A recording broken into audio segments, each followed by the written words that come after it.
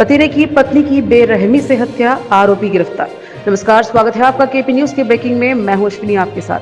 पति का अपनी ही पत्नी पर निराधार संदेह, इसके चलते पति ने की पत्नी की बेरहमी से हत्या, आरोपी गिरफ्तार। यह घटना कमलनगर तालुके के भोपालगढ़ की है। बुधवार को ग्राम में यह दर्दनाक घटना घटी। प्राप्त सूत्रों के अनुसार बताया जा रहा है कि पति ने अपनी पत्नी की हत्या दर्राती से गला काट कर हत्या की। बताया जा रहा है कि ग्राम की 35 वर्षीय निर्मला का विवाह ग्राम के ही अशोक नामी व्यक्ति से 18-20 साल पहले हुआ था। पति अशोक को पत्नी पर 4 साल से बिना किसी कारण के शक था।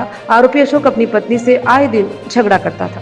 मृतक निर्मला अपने पति की परेशानी से तंग आकर बेलाकोनी गांव में अपने गृहनगर लौट आई थी। निर्मला बच्चों की खातिर 4-5 दिन पहले ही अपने गृहनगर से पति के घर लौटी थी। कल फिर पति पत्नी में झगड़ा हुआ। अशोक ने निर्मला की गला रेत कर हत्या कर दी। जब सुबह वह बाथरूम से घर लौट रही थी तब यह हादसा हुआ। मृतक के भाई महादेव ने आरोपी अशोक और उसके परिजनों के खिलाफ शिकायत दर्ज कराई। कमलनगर पुलिस स्टेशन में मामला दर्ज किया गया है और आरोपी अशोक पुलिस की गिरफ्त में है। एसपी प्रदीप गुंजी ने ब्रिम्स अस्पताल के मुर्दाघर का दौरा कर निरीक्षण किया। इस संबंध से मीडिया से बात भी की। केपी न्यूज की ब्रेकिंग में इस वक्त इतना ही। देखते रहे केपी न्यूज 24/7 हर खबर के लिए। अधिक जानकारी के लिए चैनल को लाइक शेयर सब्सक्राइब जरूर करें। धन्यवाद। तांडाದಲ್ಲಿ ಒಂದು ಕೊಲೆ ನಡೆದಿದೆ. ತನ್ನ ಸ್ವಂತ ಹೆಂಡತಿಗೆ ಗಂಡ ಒಂದು ಕೊಡಗೊಳಲ್ಲಿ ಮರ್ಡರ್ ಮಾಡಿದ್ದಾನೆ ಅಂತ ಮಾಹಿತಿ ಬರುತ್ತಿದೆ ನನಗೆ. ಹೆಣ್ಮಗಳು ಒಂದು 4 ವರ್ಷದಿಂದ ಗಂಡನಿಂದ ದೂರ ಇರ್ತಿದ್ದಾಳೆ. ಅದರಿಂದ ಗಂಡ ಒಂದು 2 ದಿನ ಹಿಂದೆ ಲಾಯರ್ ಮುಖಾಂತರ ಡೈವರ್ಸ್ ನೋಟಿಸ್ ಕಳಿಸ್ಕೊಟ್ಟಿದ್ದಾನೆ. ಡೈವರ್ಸ್ ನೋಟಿಸ್ ನೋಡ್ಕೊಳ್ತಿದ್ದಂಗೆ ಹೆಂಡತಿ ಬೈ ಫೋರ್ಸ್ ಬಂದು ಗಂಡನೊಟ್ಟಿಗೆ ಮತ್ತೆ ಇರಬೇಕಂತ ನಿನ್ನೆ ಮನೆಗೆ ಸೇರ್ತಾನೆ. ಸೊ ನಿನ್ನೆಯಿಂದ ಗಂಡ ಹೆಂಡತಿಗೂ ಮಧ್ಯ ಜಗಳ ಆಗ್ತಾ ಬರುತ್ತೆ. ಇವತ್ತು ವಿಕೋಪಗೊಂಡು ಇವತ್ತು ಗಂಡ ಕೊಡಗೊಳಲ್ಲಿ ಹೆಣ್ಮಕ್ಳಿಗೆ ಸಾಯಿಸಿದ್ದಾನೆ. ಆರೋಪಿಗಳನ್ನ ದಸ್ತಗಿರಿ ಮಾಡಿದ್ದೀವಿ. ಮುಂದಿನ ಕ್ರಮ ತೆಗೆದುಕೊಳ್ಳಲಾಗುವುದು. ಸರ್, ಏನಾದರೂ ಅನೈತಿಕ ಸಂಬಂಧ ಇದೆಯಾ? 4 ವರ್ಷದ ಹಿಂದೆ ಅವರು ಫಿಸಿಕಲಿ ಸಪರೇಟ್ ಆಗಿದ್ದಾರೆ. ಬೇರೆ ಬೇರೆ ಕಾರಣಗಳಿವೆ. ಆ ಕಾರಣಗಳು ಇನ್ನೂ ತಿಳಿದು ಬಂದಿಲ್ಲ. ವಿಚಾರಣೆ ಮಾಡ್ತಿದ್ದಾರೆ.